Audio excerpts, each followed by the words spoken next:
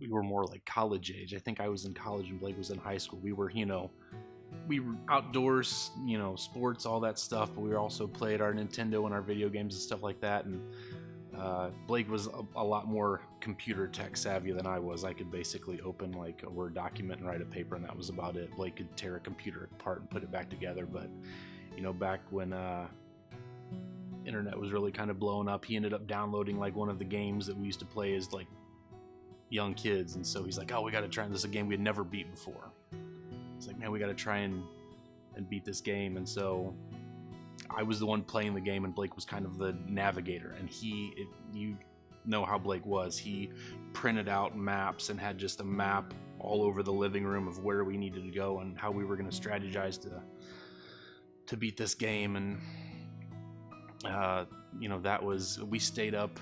We started playing like early evening one night, and we stayed up until like 4 a.m. And made it pretty much like 95% of the way through this game. And Blake at that time was a real night owl. He'd stay up until like 2, 3, 4 a.m, but then he'd sleep until like noon or 1 the next day. And that was Blake. That was what he did. But we finally, when we were playing, we called it cuts at like 4 a.m. and said, "We got to go to bed. We can't do this anymore." And so I went up to my room, and Blake was in his room, and sure enough, like 3 hours later, like 7:30 or 8 o'clock, Blake comes jumping on my bed.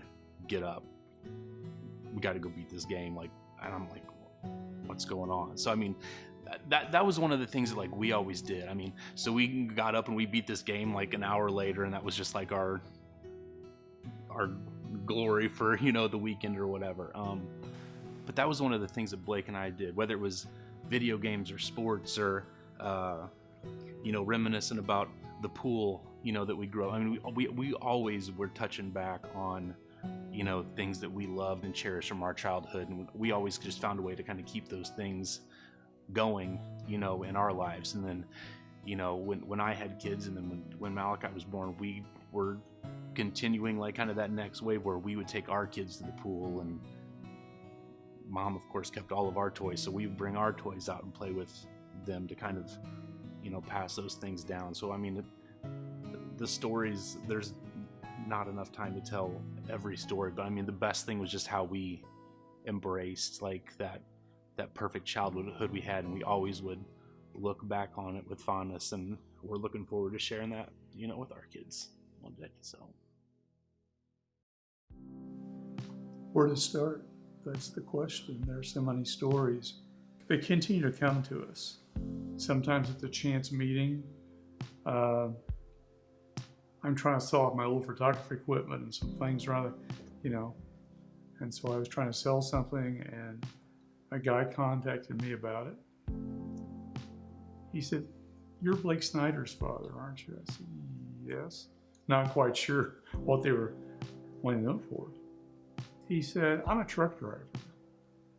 And for a while I drove a trash truck.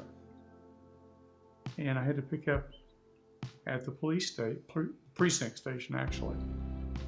And I need to have cars moved. I couldn't get in. This very nice young man came out, moved cars, and then talked to me for a while afterwards, just to get to know me. And that was your son." So it's the simple things that he would do to people, or for people. I told you this story one time about, he was on break at Quick Trip. He spotted a young man and he was troubled. He just sensed it. He went, took him aside, talked to him, prayed over him, and talked to him some more. And the young man made his confession right on the spot. And that's in a 15-minute break at Quick Trip in the morning. And the stories have been told about simple things like a worker getting hurt at the park when he worked at the park department. His first response when the guy got hurt was to kneel down and pray on him, to comfort him, put hands on him, and pray for him. Same thing in a basketball game, just playing in a pickup basketball game among church members. And somebody got twisted their ankle, I think is what happened. His immediate response was to kneel down by them, put hands on them, and pray for them. We both discussed this, that at an early age we felt that he was touched in a different way. And maybe because we were his parents, so close to him, we didn't maybe see that, but we did see it, because we would often have a discussion, he and I, about your relationship with God and what God caused you to do. And I've been involved with children all my life. And from the time I grew up, just patterning after my mother, taking care of children in church and stuff. And, we'd often talk about frustrations, and it would be, Mom, it's not a relationship, this way. It's your relationship this way that has to be right first. And he taught me a lot about that, because I'm thinking I should be the adult that's teaching you, but you're my son and you're telling me about your relationship with God and how that has changed your life. I think it was even before first responder, wanting to be a police officer. I think it was a lot. I think it was long before that. I mean, I think it just got started, here, at River of Life, when you're talking about youth group and things like that. I mean, Blake was always, very smart and very studious and things in school, but it was more than just, hitting the books. He was involved. I mean, as you said, people have told stories. He was involved in, it seems like now looking back, everything. I mean, sports, youth group, not only being involved in youth group, but then being a leader in youth group and things like that. And so, while most kids his age, in his class were out kind of doing the typical, high school partying thing, there was that just wasn't him. I mean, he was looking for something more, of more value, with his life.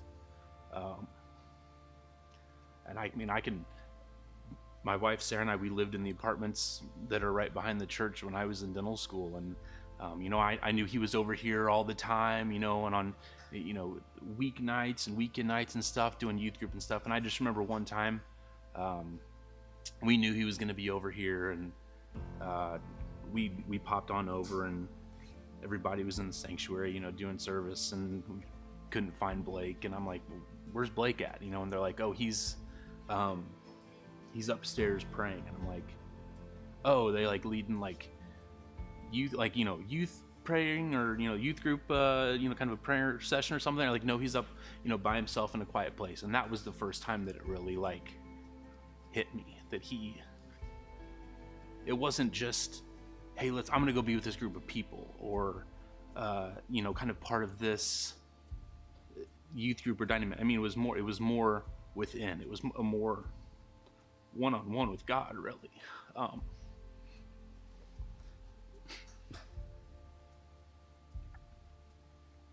That was powerful. It really was.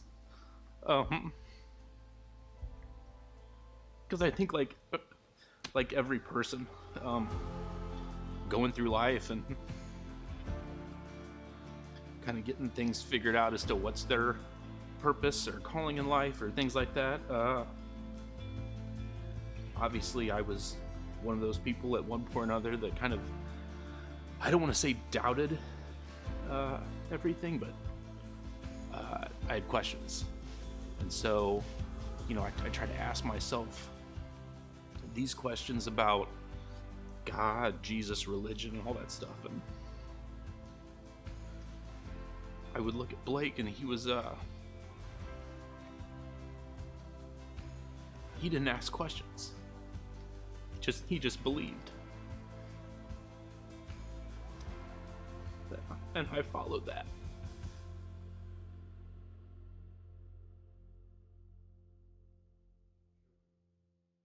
It just made me realize every day what first responders do. We never knew that it was maybe a week before we lost Blake that he had helped pull people out of a burning home. And never do we realize that when their car pulls up to a situation, what they're going to face, or when they open a door, what's happening on the other side. They could go and do their job and that's it, like a 9 to 5, and then hang their uniform up and not be involved in the community at all. But through this, I have realized they give so much of their time and their energy off of the job as on the job, but it's also, like Blake said, it's a 24/7 job. And he would show that to us when we were in a different city, because, he could do things throughout the state. But they go to things that people don't realize, that they could be spending the time with their own families and they're at a benefit, or they're going back and checking on people that maybe they had to go into that household, and they're going back and checking on those kids, or they're going to the hospital and maybe visiting someone who was hurt, or it's just, that is sometimes that you realize we don't thank them enough. It's, and like I've said before, thank you just doesn't seem like it's enough. I try to thank them for their service and thank them over and over, but sometimes you just want to say more than that. And sometimes she does, because if we go out to a restaurant, we can count on paying double the meal, because if there's a first responder in the room, their meal is paid for.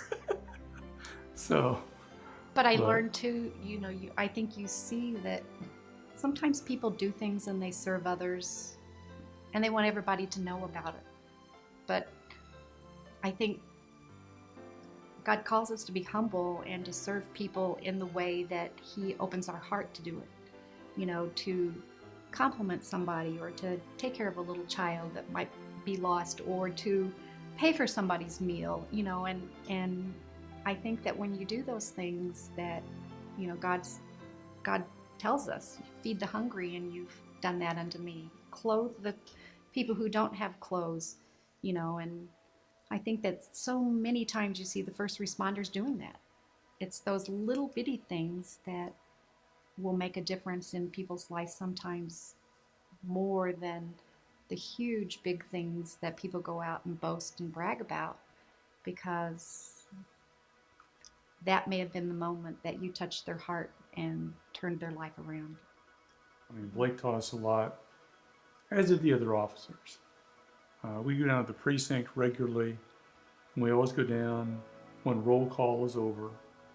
Although we did sit through one roll call, which was one of those evenings with nothing going on, so they said, you can sit in. But we go down and you listen to the banter before they go out, and you realize that they're just these wonderful people that have lives and kids and families. And all of a sudden, you're sitting there talking to them, and you hear a call come in. Their demeanor changes. Their face changes. They jump up. They're gone. They don't say, oh, gosh, I gotta go answer this call. It's an immediate reaction, because they're called to move, to be there, to do what has to be done.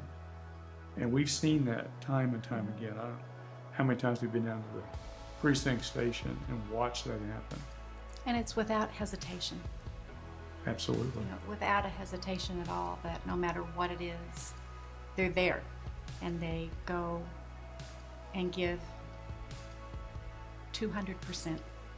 Not 100%, but they leave everything. They leave maybe talking about their kids or eating their supper or grabbing a snack, and they leave it at the table, and they run. And they run into the unknown. Into maybe a situation that they have no idea whether they'll be back at that table or not. And I think that for me has really made me realize that for so many of those people, it's a calling. It's not something that they do for glory or for praise or for a lot of recognition, that it's a calling because they have no idea when they will return home. He was this solid rock. His faith was stronger than anything, really. So strong that he then knew that he had that passion to serve others, protect. I mean, he was, really in my mind, he was following the, ultimate role model in Jesus Christ. And I think that's just the way that he lived his life.